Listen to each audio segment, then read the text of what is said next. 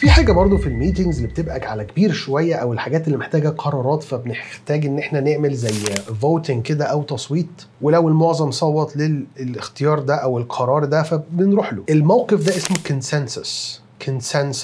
كونسنسس دي بالعربي حاجه زي موافقه بالاجماع. على سبيل المثال is our CEO taking the decision today? No, it's a consensus.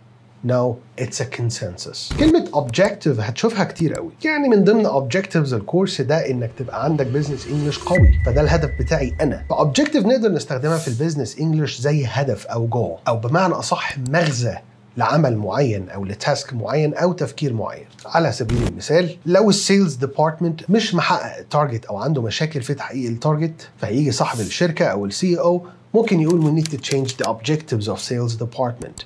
We need to change the objectives of sales department. يعني احنا محتاجين نغير اهداف قسم المبيعات.